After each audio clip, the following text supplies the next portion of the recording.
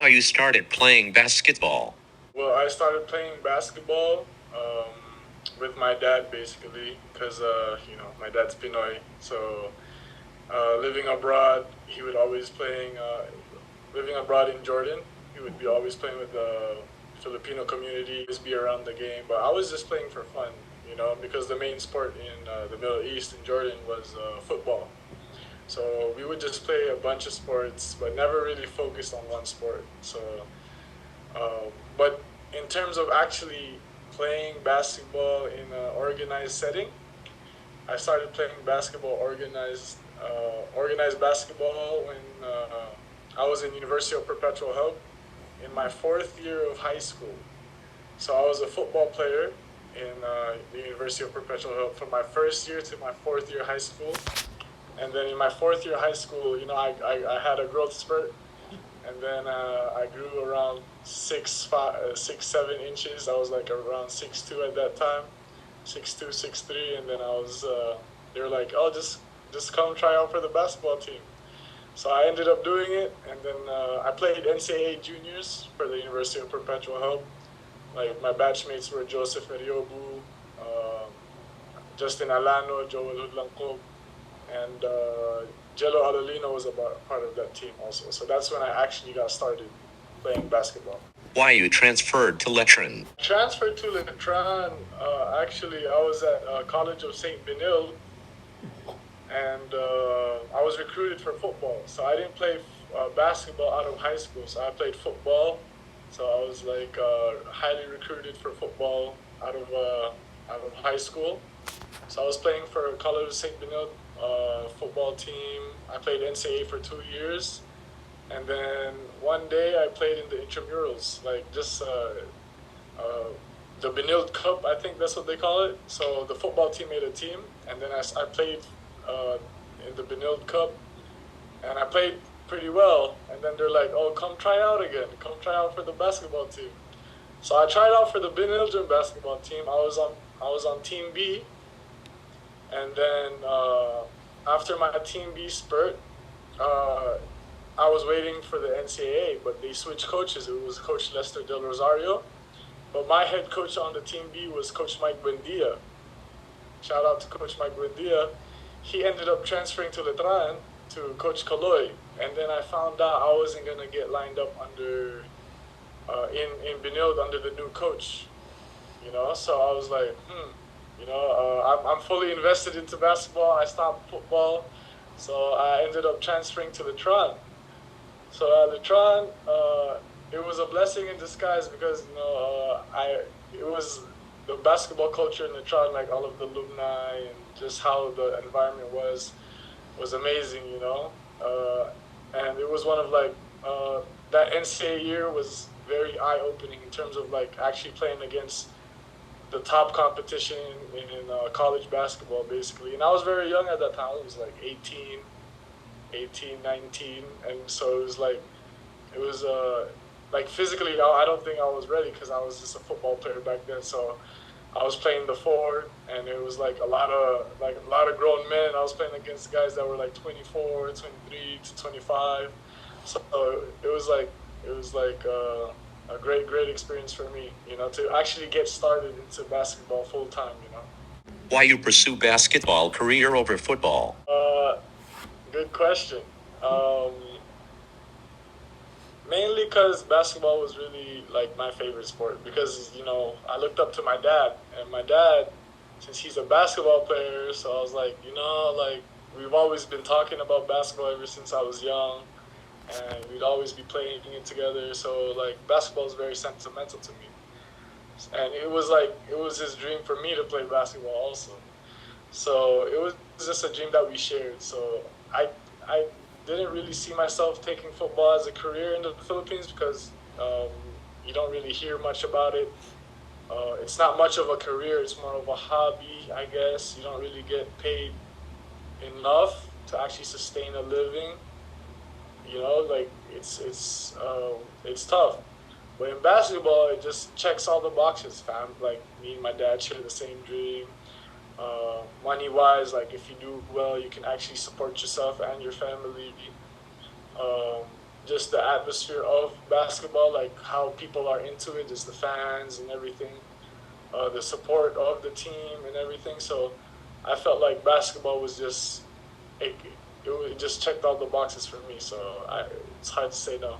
How's playing experience playing in MPBL? It's so far I feel like the MPBL is like the most memorable so far for me basketball wise, because I was actually able to make a name for myself, like on a like national televised stage, and I didn't have any like hype from my name or anything, so I was very hungry. I was very hungry as a young guy, so I think I first played in the MPBL around 21, 22 years old, and I was just I just wanted to make a name for myself, basically, and the fans of the MPBL are like one of the best fans too.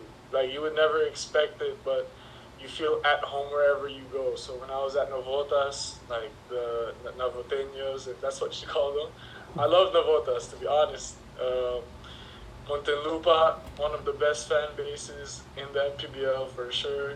And then the Davao Occidental Tigers team, I feel like that was a special group of people, especially like what we achieved that year.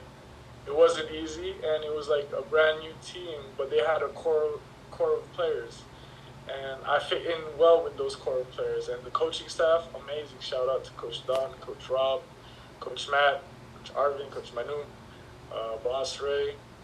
Like that whole group of people was just amazing. And to be honest, I didn't even think about the PBA when I was at Davao. To be honest, I was just like, I was having such a good time playing basketball that I was just ready to stay at Davao for the rest of my career, basically. But winning that championship was special. The fans were special. The experience of traveling around the Philippines, very special. And we also got to play in Dubai. I loved it. I loved every minute of it. There was ups and downs, definitely, but as a young player, you are going to experience that, and I grew up with them, basically. Like I feel like I matured with Davao, being able to take it as a job more than just basketball and just like making a name for myself. I took it as a job where they value what you bring to the table, and it didn't matter if you were the player of the game or not. And that was just special for me, because I don't play for myself, basically. I play for the team, and they showed that the team always came first. So yeah. How's the feeling you drafted in the PBA? PBA, it's a dream come true. I feel like I wasn't even supposed to be in that position to begin with, because how I started off in my career compared to other people, it's different. I've never had any connections. Like, I've always had to prove my worth to people. I've never been put in a position where they're like, oh, come play for me. I'll play you 20 minutes. I'll play you 25 minutes. I'll play you 30 minutes. I'll take care of you. I'll make sure you make it to the PBA. I was never promised anything, so I've always been taking risks, basically. So it was like a dream of me and my father's to be drafted, and to be drafted the 21st pick in the draft was, I don't think I was surprised for myself. I was surprised, like for my ability, I felt like I was up there with a lot of people. Like every player should feel confident in that way. But I was surprised that I had no noise behind my name, and I was drafted that high. And I did play well in the draft combine. I felt like I could have been drafted higher, but it's a blessing, Nlex drafted me, and that was the last team, because they didn't even talk to me during the draft combine. That was the last team I thought that would draft me, but that's the team I wanted to get drafted by, because it was Coach Ian Gale, and he's one of my favorite coaches. That's why. How playing in the Cavites? In Cavites Braves, man. It started off rough. Like, we weren't winning as much. The team wasn't winning. Needed more firepower, I guess, is the way you put it. But I was there with Prince Rivero. They had a nice core of players, but it's like they were missing a piece or two. So when I came in, I felt like I fit in pretty well with Prince Rivero and Dominic Fajardo, Chadi Rangel and Bonga Lanza. We kind of fit each other well. Like we were able to play right off the bat pretty well, but we didn't know how to win down the stretch. And we would eventually get there, but I felt like we had that group had a small lifespan, and I felt I was disappointed that we couldn't like take it further. But when Jordan Napolis came in, one of the top 3x3 players, like definitely. And I was new to the 3x3 game itself. It's so different than 5v5. And Jordan Napolis, he knew the game inside out, basically. Like, he knows how to play the game because he's been there for such a long time. And he's proud to be a 3x3 player. Like, a lot of people are like, yeah, I just play 3x3. But the way he takes it, it's like he runs it. Like, he wants to be the face of it, basically. And 3x3 is not a joke. It's definitely not a joke. The physicality, the intensity, the pressure. Each game is pressured. Like you can't like relax on any game basically, because anybody could be anybody on their good days. So when he came in, we started winning. Like the first leg, we lost. We didn't even make the quarterfinals. But after that first leg, we just turned on the switch, and then we just kept winning and winning and winning. And it was a blessing to have Coach Eman as a coach and Coach Borgia as a coach. They were just they're players coaches, you know. They know how to communicate with you. They know how to get you going. They know how to win also, you know. They were teaching us how to win. And we were able to just cuz even though we did not agree on everything, like me and our teammates, in terms of how we played the game, we always came together just for those clutch moments, even though we were frustrated each other. But that's how teams are. And I was blessed to be part of that group because I think we were one of the only teams that made the semifinals every single time in that one leg, in that one conference. So being part of something special like that, especially with Jordan Napolis and Bonga Lanza, Dominic Fajardo, and Chadi Rangel, they're like my brothers now, basically. Your top 3 toughest opponent in PBA 3x3. Nice. That toughest opponent individually, I would say it would be, you gotta put Joseph Eriobu there, because when he gets going, it's like close to nothing you can do. I match up pretty well against him. Like, we've had good matchups, but I would just say overall, like the way he can take over a game by himself, it's tough. You also have Alman Rosotros for sure, because there's just nothing to stop that type of offense. You know, that offensive power is just crazy, and he knows how to win every single time. You know, even if they were down 6, 4, or 5 points in last 1 minute, it doesn't matter. If Almon's on the floor, definitely doesn't matter. Then you gotta put in, I would say Sedorifa.